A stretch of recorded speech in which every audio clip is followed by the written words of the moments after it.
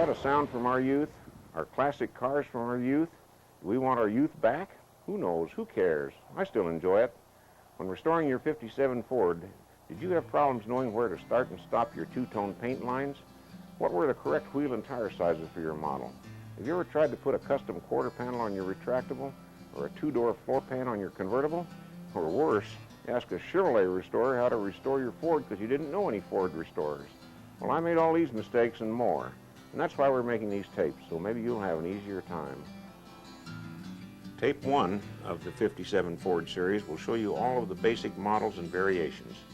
We'll be concentrating on the little-known details and features that make restoration and parts hunting such a real challenge. With parts getting more difficult to find, it becomes more important to make sure you're buying what you really need for your particular model. Whether you're doing a full restoration on a custom business coupe or learning what to look for before walking miles and miles at swap meets or at an auction, it pays to know what you are looking at. We hope you will find this tape educational, interesting, and fun. On 57 Fords, the first letter of the VIN number, or vehicle identification number, signifies which engine the car originally came with. The letter A was the 223 cubic inch six-cylinder, B was the 272 cubic inch V8, C was the 292 cubic inch V8, D was the 312 cubic inch V8, E was the 312 cubic inch displacement, 260 horsepower dual quad setup, and last came the legendary F model, which was the 312 cubic inch, 300 plus horsepower supercharged V8. The supercharger unit was built by McCulloch Corporation for Ford, and the unit was known as the VR57 blower. More than just a blower, the engine was extensively modified throughout to handle the extra horsepower. The Custom Series was designed as a low-cost way for young families or business fleets to drive the latest, most modern Ford. New for 57 was the body floor pan, which sat down inside the frame rails, enabling the car to sit lower. 14-inch wheels were standard, also lowering the car, leaving it 4 3/4 feet high. Also common were the radio and clock deletes. Starting with the lowest cost 57 Ford at only $1,879 was the two-door custom business sedan. The business sedan was just a custom two-door sedan, but had the rear seat deleted and replaced with a plywood package shelf so salesmen could put their samples in the rear area. A removable masonite panel allowed limited access into the trunk area also. The rear quarter windows on a business sedan were fixed permanently with a rubber seal and had no window crank assemblies at all. Production totaled 6,888, but due to the utilitarian nature of this model, having been used mostly in high-mileage business situations, today the business sedan is by far the rarest of all 57 Fords. The cars that survived duty by salesmen also made great race cars, both on the drag strip and the stock car tracks due to their light weight. Most business sedans were sold in traditional black single-tone color, although any single-tone color was available. All customs came with trim code A, gray cloth and vinyl interiors. It was the only interior available. The 223 cubic inch six-cylinder was the standard engine, and most business coupes were extremely light on options to keep the cost at a minimum. On the other hand, since any engine Ford offered in 1957, including the awesome supercharged 312, was available in any body style, the unassuming business sedan would have made a great sleeper car. The nearly identical twin of the business sedan was the custom two-door sedan.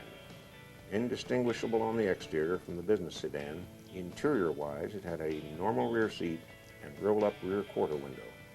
This Dresden blue and colonial white example has the two-tone option that Ford called Style Tone. Note the unique piece of pot metal trim used to delineate the different colors. This was used only on the Custom Series. The Style Tone option consisted of a car painted in a darker color main body with a lighter color accent side and top. The only officially available accent colors on the Custom were colonial white and wood smoke gray. The main body color could be any standard 57 Ford color. But as was the norm in the customer-friendly 50s, most Ford dealers would do whatever it would take to sell a car, and that included special ordering a car in any color of the rainbow. Any car that was ordered from the factory in any special ordered color combo will have the letter S in the VIN tag under the color section. If it was ordered in two-tone, both special colors will be stamped SS. Very often, dealers would specially two-tone cars right at the dealership body shop, although usually only the accent color. The custom two-door sedan was a fairly popular car, as 116,963 were produced. The list price was only $1,991. What a bargain. Today, survival rate on these nice-looking cars is very low. Eastern rust out took a heavy toll on these cars, and even in dry southwestern areas, the rubber floor mats that came standard on these cars would hold in moisture and rust out the floor pans. Also, the rubber drain tube connected to the cowl would leak due to the deterioration of the rubber letting water in under the floor mats. This rough-looking 57 Custom two-door was a Colorado State Patrol pursuit car. It's very unusual, as it is equipped with the rare 312 engine with twin four-barrel carburetors, commonly known as the E model.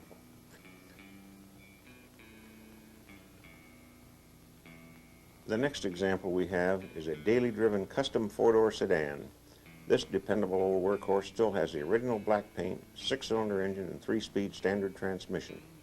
Custom four-door sedan production was 68,924 units. It is very unusual to see black cars in the desert Southwest, since in 1957 air conditioning technology was not perfected all that well. As a result, very few black cars were sold.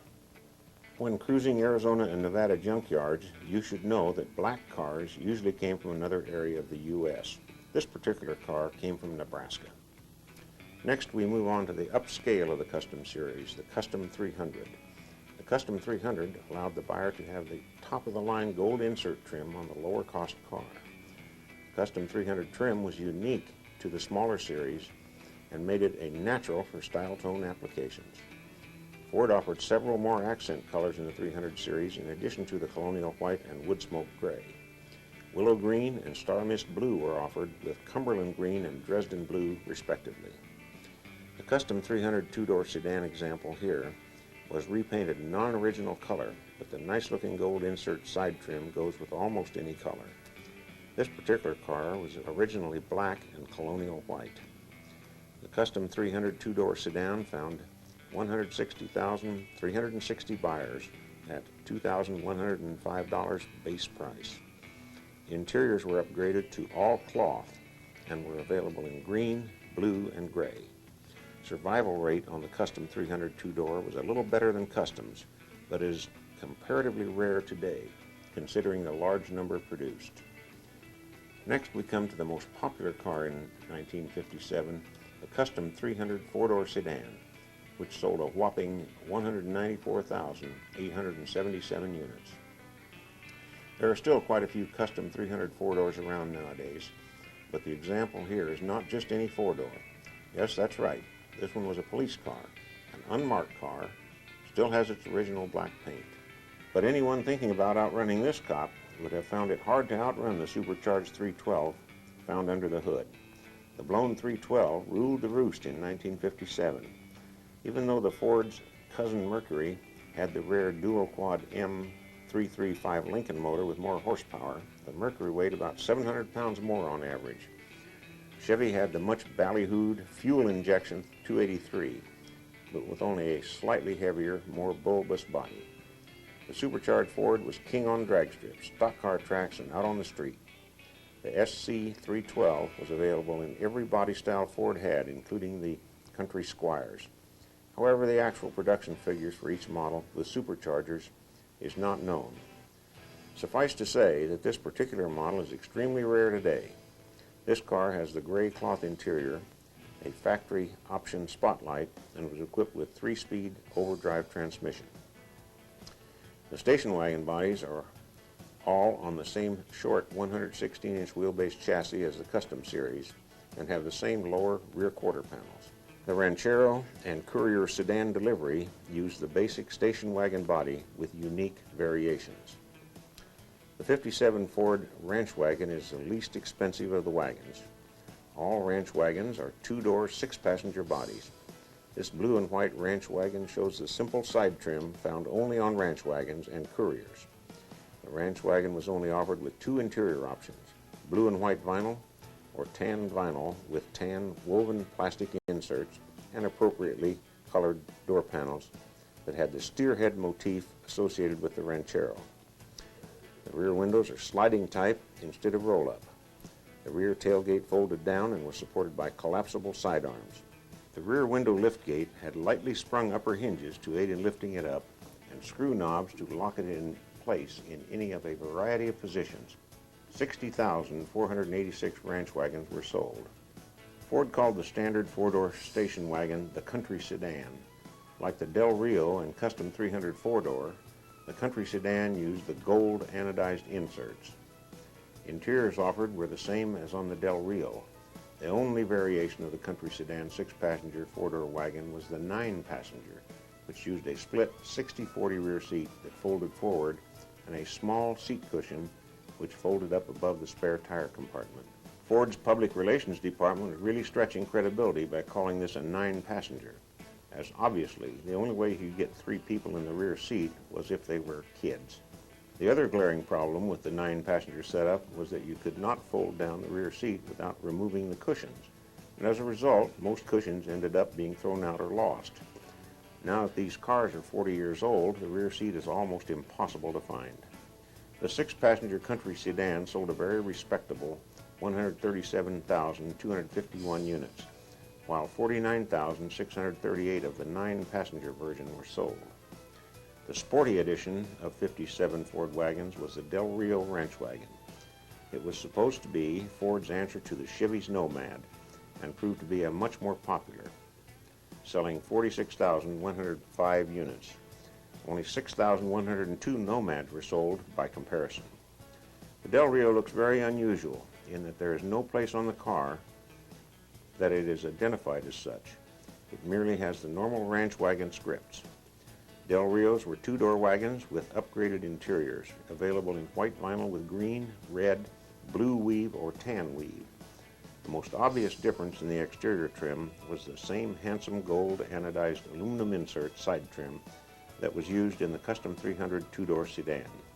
Del Rios were almost always sold with two-tone style tone paint. The only available center section color was white, but any standard color was available as a two-tone. On rare occasions, a single-tone Del Rio was sold, usually special ordered. Del Rios, Rancheros, and Country Sedans break the two-tone on the taillight fin top with this small, unique divider molding. Next, we come to Ford's top-of-the-line wagon, the Country Squire. All Country Squires were nine-passenger models and offered the same interiors as the Country Sedan. The exterior was made up of the traditional wood grain side panels and trim rails.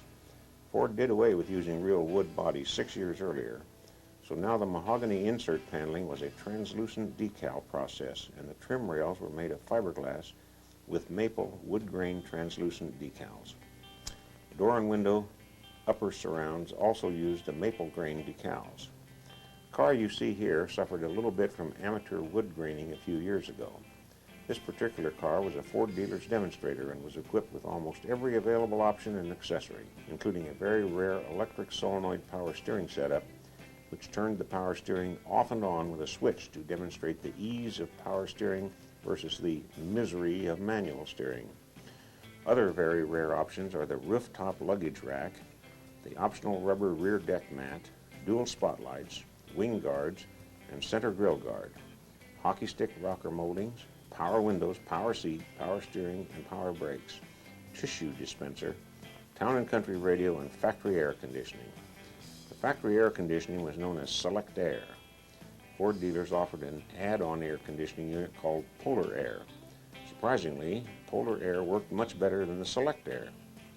This Country Squire also had the super rare Interceptor Special Thunderbird emblem that was only installed on a handful of very early built cars equipped with the 312 engine. It is unknown how many were actually installed, but a good guess would be less than 1,500. Apparently there was a problem with Ford's supplies of the emblems. These are not to be confused with the very common 58 Ford Interceptor emblems found on all 352 equipped cars, shown here for comparison. The Country Squire was Ford's flagship model, often loaded with accessories, and was the second most expensive model next to the retractable. Fully loaded examples like this one would have sold for well over $4,000, which in '57 would have bought 2 business sedans with enough left over for a couple of months' house payment. Despite all this, the Squire sold 27,690 units. Survival rate on these sharp wagons was very poor. Too many shopping trips and peanut butter and jelly sandwiches, we guess. Chevrolet had no comparable car to sell, nor did Chrysler. The Country Squire's only fake wood competition was the incomparable Mercury Colony Park, which cost about $1,000 more. This detail shot shows some new old stock wood grain rail moldings for the Country Squire. Notice the fake wood joints at the corners of each piece. Correctly restoring a Country Squire is a very expensive, time-consuming process, but well worth the effort. The Country Squires were only available in single-tone colors, and for some unknown reason, coral sand and Inca gold were listed, but were not available. However, back in the 50s, one could get whatever one wanted as long as one had the money. Also, all Country Squires, no matter what color interior, came with this black steering wheel. Next, we move on to one of 2 new models introduced in 1957, the Ranchero. Again, Ford one-upped all the competitors as nobody offered a comparable model to sell.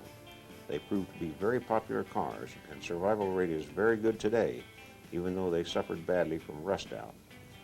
Ford offered 2 separate models officially known as the Ranchero and the Custom Ranchero, but dealers offered the gold trim package from the Custom 300. Some confusion results, not helped by many books out with wrong information. This Star Mist Blue Ranchero is the base model 66A. The standard Ranchero came with no side chrome whatsoever and with painted bed rail moldings. Also unique was the placement of the Ranchero script on the front fender. One other interesting feature of standard Rancheros, especially the ones produced at the San Jose assembly plant, was a plain front header panel between the headlights, the only '57 Ford produced without either FORD letters or Fairlane script placed there. This red standard Ranchero under restoration is the same way. This is also a San Jose built car. Most standard Rancheros were sold in single-tone colors.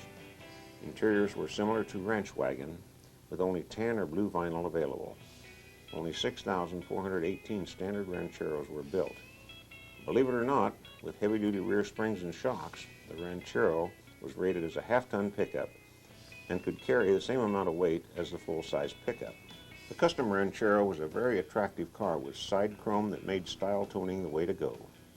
The bed trim moldings were stainless steel, mostly, except for the upper corner moldings, which were chrome-plated steel. Back in '57, these were not noticeable, but today the chrome-plated pieces shown here suffered badly from rust out. The Ranchero scripts were located on the upper rear quarters. On cars that were style toned, a thin strip molding delineator was installed on top of the tail fin. The proper way to two-tone a Ranchero is that the entire taillight housing and tailgate should be the lower body color. The bed should be the center color, which was colonial white. The front header panel should be lower body color. The bumper header panels were always painted argent silver. There were 15,277 custom Rancheros built, but at a list price of $2,149. Of these, a certain number were sold with the optional Custom 300 gold anodized side trim, most of which were dealer installed. When looking to buy a '57 Ranchero, the chronic problem area on almost all of them are rusty rear floor pans. All Rancheros came with the same rubber floor mat as the Custom Series cars, and condensation ate away the floors badly. The spare tire was mounted behind the front seat with the jack. Of all the '57 Fords, the Select Air unit worked best in the Ranchero with its compact cab areas. As might be expected, most Rancheros came with either 223 six-cylinders or the 272 V8. But every engine could be specially ordered, and a few 312 dual quad E models were built, and also about 10 supercharged F models. The last model of the 116 wheelbase 57 Fords was the Courier sedan delivery. The Courier was basically outfitted like a truck, and in fact was marketed along with the Ranchero by Ford Truck Division. Courier was the lowest production 57 Ford. Only 6,172 were built. Survival rate was fair, as this very unusual model was also very attractive for hot rod applications. This beautiful flame red Courier was mildly modified with a 427 Ford engine. Externally, it is mostly original. The Courier came with a one-piece rear lift gate that swung upward. Most had a sprung torsion arm to aid in lifting and holding the door in the up position. A few came with a manual lock bar lever, which was a little more cumbersome to operate.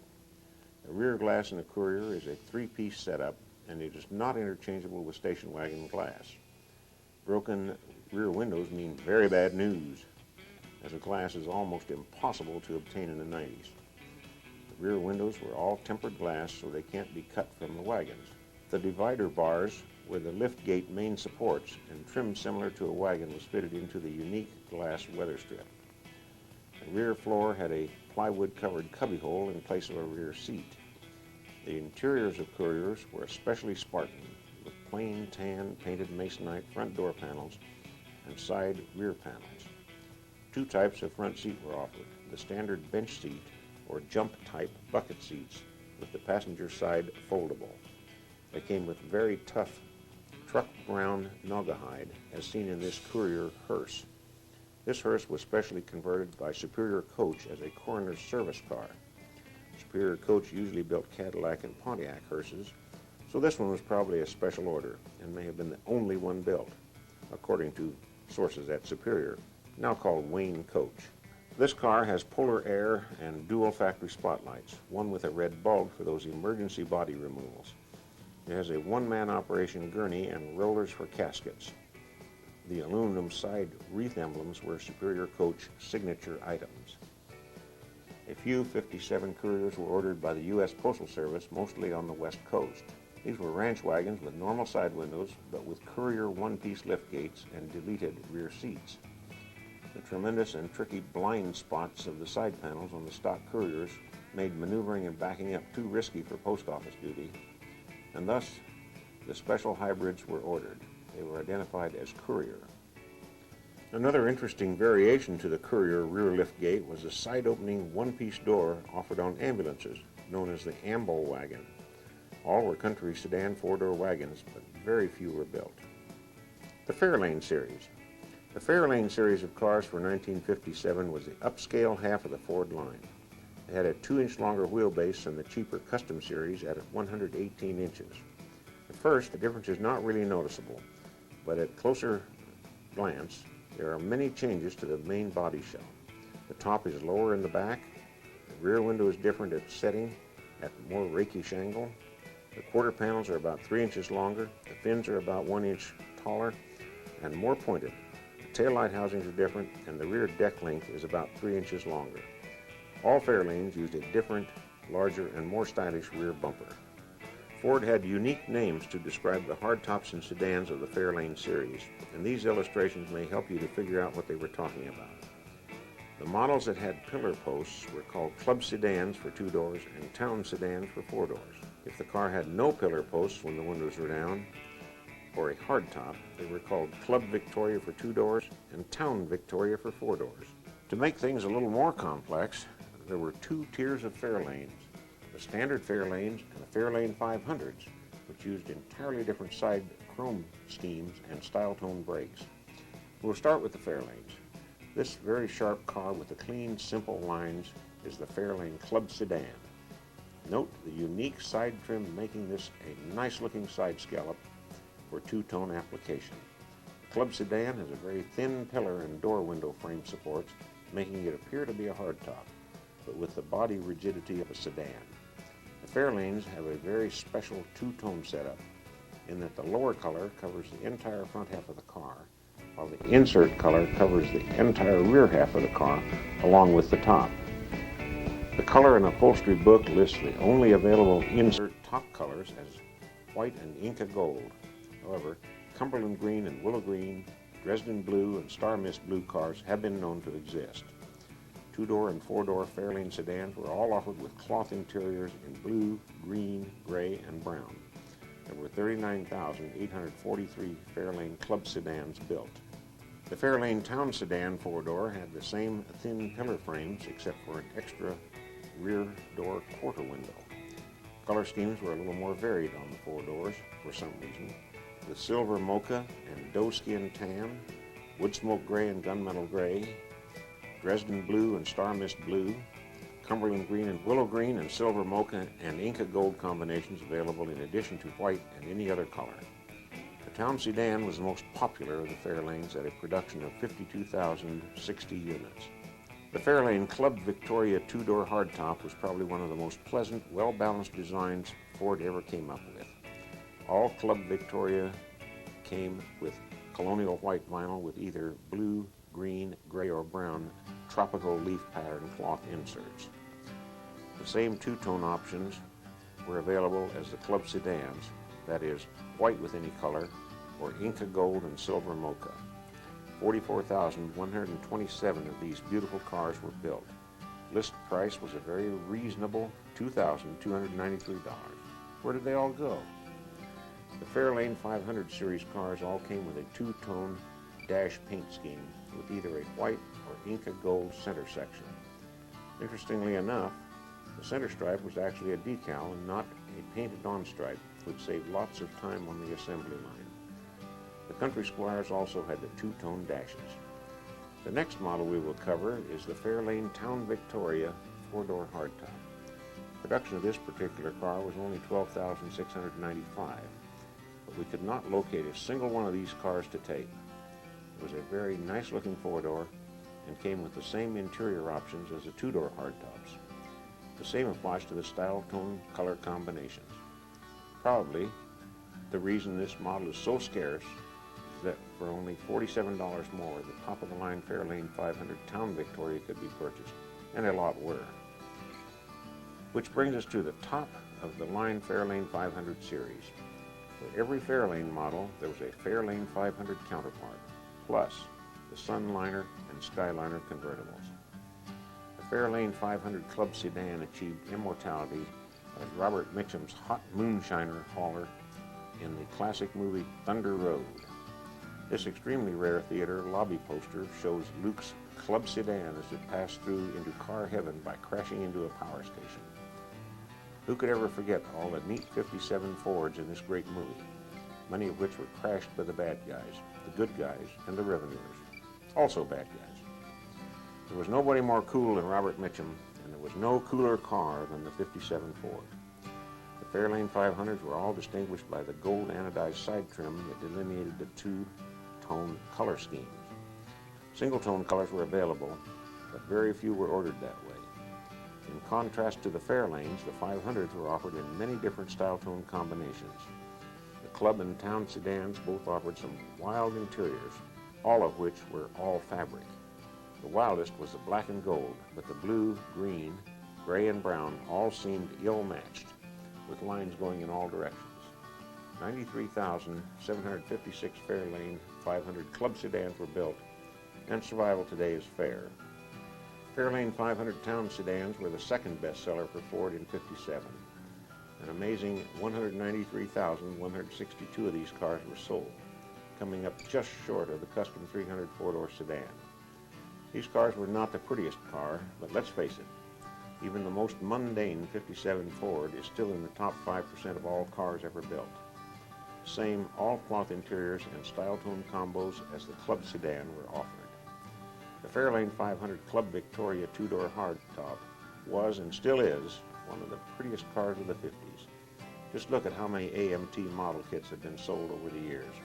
Every kid in the '60s had several. They usually started out stock, became a repainted drag car, and then finally became your basic stock car. 6 different interior choices were available in the 500 Victorias. White vinyl with blue, green, brown, black, and red cloth, plus the wildest interior offering of them all, the raven black vinyl and gold ripple wave fabric. The base price of this beauty was only $2,339, and 183,202 were sold. This beautifully restored red and white Fairlane 500 Club Victoria hardtop has a variation on the style tone setup with a white top. This car was sold new in Arizona, where a red color on the roof would generate heat during 120-degree days, so the buyer specified a white top. Again, in the 50s, customer service was king. If a buyer wanted something out of the ordinary, the dealer would often do it in the dealership body and paint shop if it couldn't be done at the factory. Today, most car companies have become surly and lazy and offer a take-it-or-leave-it inflexible bill of fare. This car has the very attractive colonial white with red silver shadow fabric insert interior. It has the optional hockey stick rocker moldings, which sold for an extra $14.57. The rear Delta Wing exhaust deflectors were only $3.25 extra.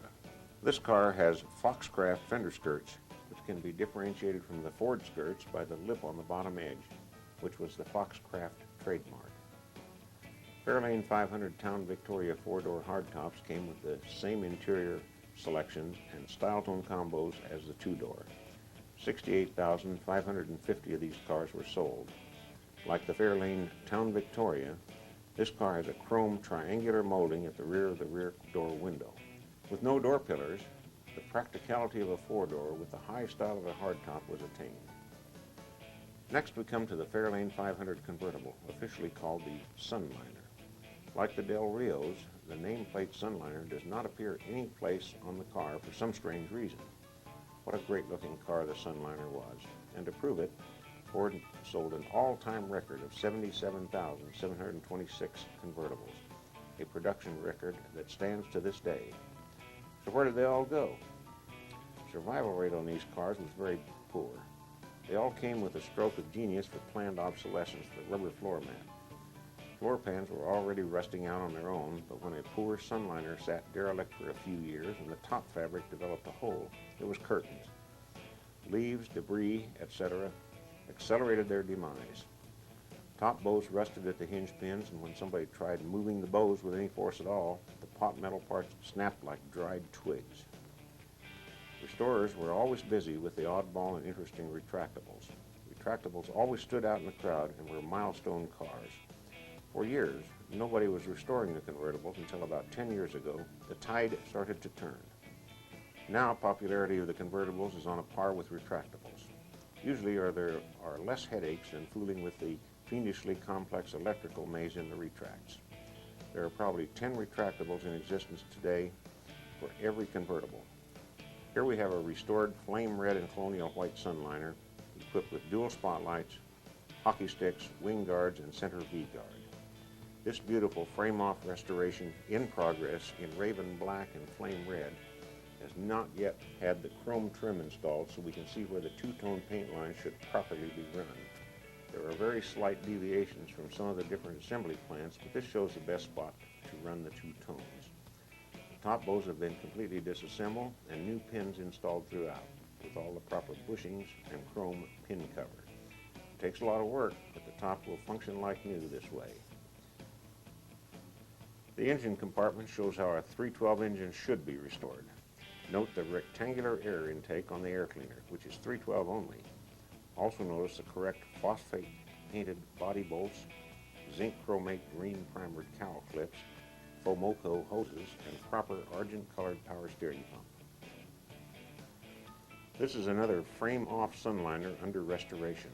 On this car, it can easily be seen what areas need to be painted with the center color of the style tone paint treatment. The floor pan, the entire cowl, and trunk areas have all been painted white. The other color on this car will be doe skin tan when it is finished. This car has factory select air, all of which needs to be installed very early before other wiring and items get in the way. This car, as was the black and red one seen earlier, has all the chassis and running gear completely restored first, and the car was running before the body was installed. This eliminated potential scratches and dents attempting to install engines and transmissions into finished bodywork. Besides, this is the way they were put together on the assembly line. Notice the finely detailed engine compartment. Sunliners came with all vinyl interiors in white vinyl with blue, green, black, or red inserts. Floor mats were rubber, but came in color-coded rubber speckles. Whatever color the vinyl insert was, the rubber floor mat was red, blue, green, or black, and tan speckle pattern. Carpeting could be special ordered and dealer installed, but it was very rare to have a carpeted sunliner. Needless to say, the speckled rubber floor mats are nearly impossible to find today. This new old stock red speckle mat shows what they were supposed to look like. Not many people were aware of it, but 57 sunliners were offered with 4 different color top materials. Black and white were standard vinyl, tan and navy blue were canvas material. Sunliners that were ordered with all the safety package, that is padded dash, came with padded sun visors. Otherwise, they came with simple two-tone cardboard visors. The top switch almost looked like an afterthought, hanging down under the dash with a push-pull type switch. This black sunliner is a daily driver car, and although it may someday be restored, its owner enjoys having lots of fun with the car in the meantime. This shows why 57 Fords were the #1 selling automobile in 1957.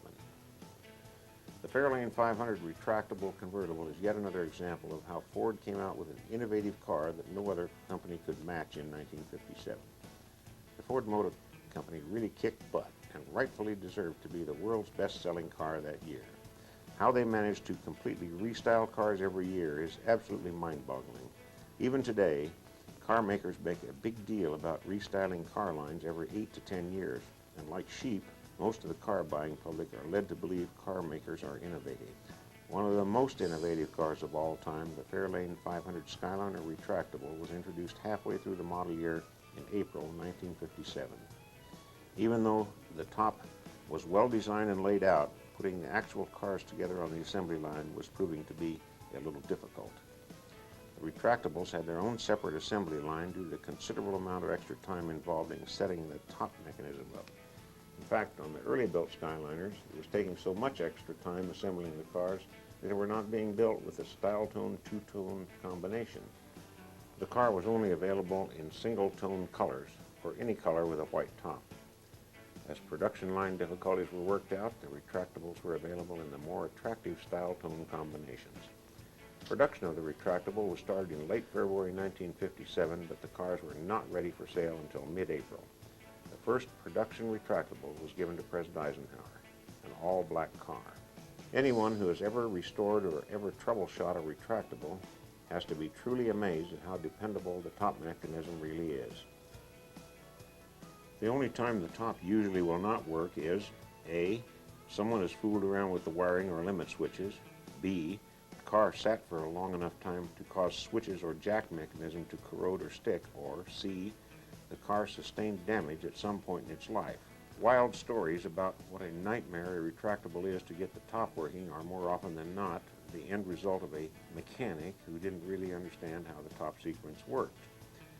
The retractable was an engineering marvel originally designed by Gil Spear for the '56 Lincoln Mark II, but the top never saw production in the Lincoln. The final version for the Fords had 7 electric motors, which were all reversible, and some drove speedometer-like cables to work the various jack lifting mechanisms. There was a set of 10 relays, all wired on a specific sequence and ingeniously laid out in a rectangular metal box mounted on the rear seat bulkhead. A map of the relay sequence was attached to all relay box covers. There were 13 switches mounted at various points in the car, which, when activated or deactivated, signaled the next relay in line to power another system. It was like an Olympic relay team handing off the electric baton. The car had an amazing total of 610 feet of wire and weighed 3,907 pounds, which was about 400 more than the Sunliner convertible. There was absolutely nothing like it in the automotive industry, and was an immediate sales success, selling a respectable 20,766 cars in less than half of the normal model year. The retractable was always an unusual car from the start, and as a result was more likely to have been saved. The survival rate has been exceptionally good. As a percentage, the retractable survival rate probably is near the top. Several parts of the retractable are unique, aside from the logistics of the top mechanism. The rear quarter panel sheet metal is 3 inches longer than a Fairlane and about 1.5 inches taller. The rear panel is flat and unique. and the style tone cars have a thin delineator molding for the color separation. The rear bumper is even different, being flatter and having two station wagon license plate lamps installed in it. Of course, the rear deck lid and top are Skyliner only. So is the rear glass and the rear quarter windows. The frame is longer and 8.5 inches narrower in the back. The gas tank straddles the drive shaft, and the rear trunk pan is all unique. The rear spring hangers are different, and the drive shaft is longer. Chrome trim on the door swoops down, not quite as low as the Fairlane, to make up the difference in quarter panel height. The gold trim is also different. Rear seat and rear quarter window regulators are all different. The list goes on and on. It's truly amazing how many special parts had to be designed and produced just for the retractable, and especially when one realizes how radically different the 57 Ford was changed from the 56s to begin with. The interiors were even unique, with white vinyl and very colored raven weave. We hope this videotape production has helped you to understand what all the different variants of the fabulous 57 Ford were about. Obviously, not all of these cars were 100% correct original, but everyone has to realize that not every owner wants his car to be 100% stock. Point is, to each his own. A car that is custom fit to suit its owner's taste should be appreciated for what it is to its owner, not what spectators think it should be. The 57 Ford's live video series will continue next tape with a detailed, in-depth look at parts and accessories, what you should look for in those junkyards, and what casting numbers to look for. There's no workshop manual out there to tell you all the little parts to get to complete that factory air conditioner setup, but this tape will show you.